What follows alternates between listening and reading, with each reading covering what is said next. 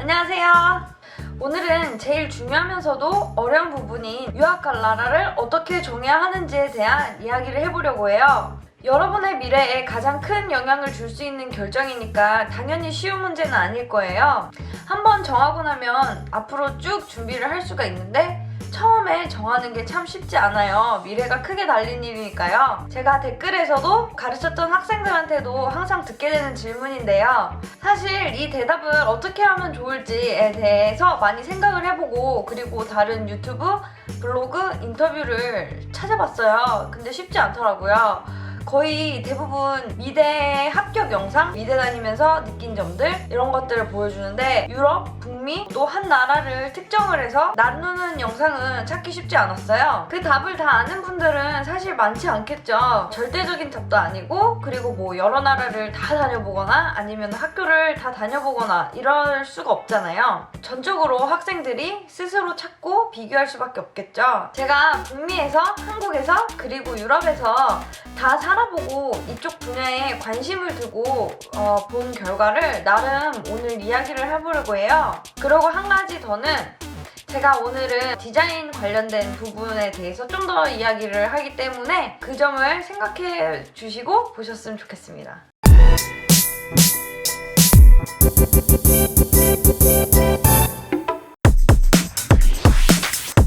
우선 뼈 때리는 질문. 유학을 가고 나서 어떻게 할 계획이신가요? 어디서 일할 생각이신 건가요? 이렇게 물어보면 구체적으로 어떻게 하겠다 말할 수 있는 학생이 정말 몇이나 될까요? 모든 게 계획대로 되면 좋겠지만 그렇지 않은 경우가 너무나 많고 그리고 앞으로 5년 뒤 일을 장담하기가 정말 쉽지 않죠. 특히 외국에서는요. 하지만 이 대답을 꼭 구체적으로 할 수 있어야 해요. 이게 제일 중요한 유학갈 나라를 정하기랑도 연결이 돼 있거든요. 왜냐하면 크게 북미, 유럽, 그리고 한국 이렇게 세 곳이 디자인 일하는 방식이 정말 달라요. 물론 여기서 제일 중요한 부분은 내 포트폴리오인데요. 만약 포트폴리오가 너무나 뛰어나다면 어느 나라에서건 일할 수 있겠죠. 이 질문에 대답을 잘 하려면 유학준비 무엇부터 시작할까 1편을 꼭 보라고 하고 싶어요. 여기서 관심 있고 잘하는 분야를 먼저 찾고 유학을 결정하자라고 했는데 나만의 색채, 내 개성을 알아야 된다. 내 자신을 알라. 이 부분은 기본 베이스로 깔고 가야 돼요, 오늘. 그럼 북미와 유럽 일하는 분야, 환경이 어떻게 좀 다른지 알아볼까요?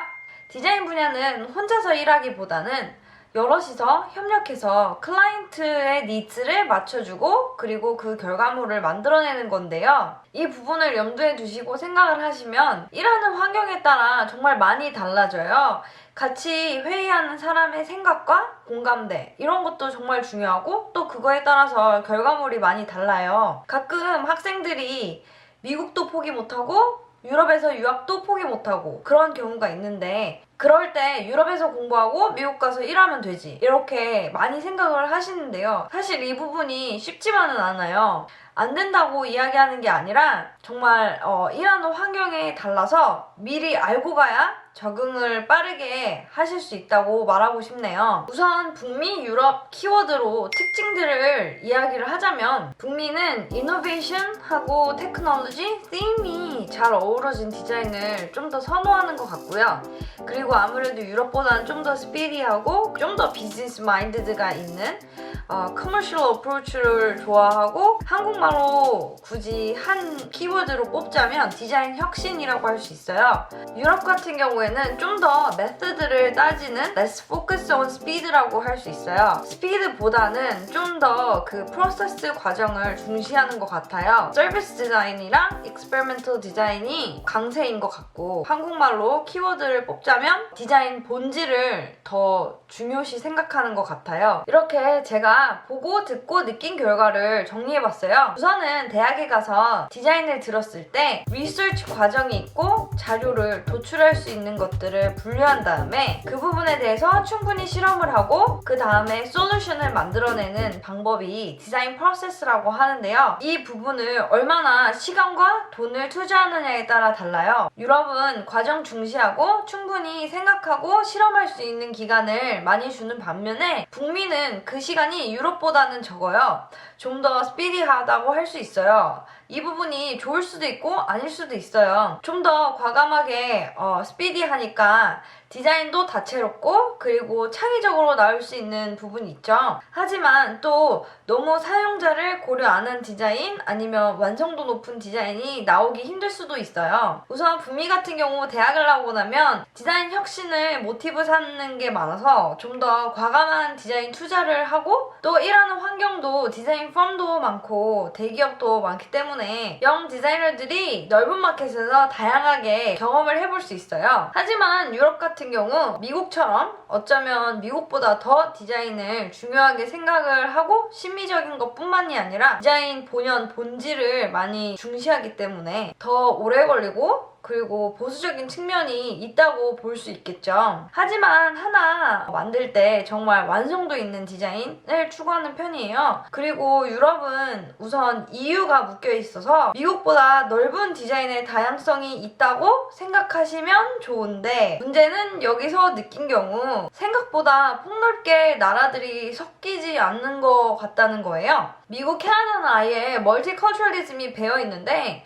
여기는 유럽이지만 각자 나라에 대한 프라이드가 진짜 어마어마하기 때문에 뭔가 더 못 섞이는 부분이 있어요. 그리고 이것이 나중에 일하는 환경, 디자인적으로도 분명히 보여질 거예요. 그리고 언어도 차이가 있죠. 만약에 한국에 다시 들어와서 일하실 생각이시면 저는 개인적으로 북미 가는 걸 추천을 해요. 아무래도 한국 디자인 방식이 미국, 캐나다 쪽을 좀 더 지향하는 부분이 있고 영어를 잘하는 것에 있어서 플러스가 정말 엄청나거든요. 요즘은 프랑스어도 관심을 두고 유럽에도 관심을 두지만 많은 기업에서 영어를 커뮤니케이션 할 수 있다는 것을 높게 평가를 해요. 그리고 한국에서 유럽을 상대로 커뮤니케이션 한다고 해도 영어로 의사소통이 대부분 되고요. 또 아무리 네덜란드 쪽이나 독일 쪽에서 대학 수업을 영어로 듣는다고 해도 네덜란드어나 독일어 이렇게 같이 배우게 하고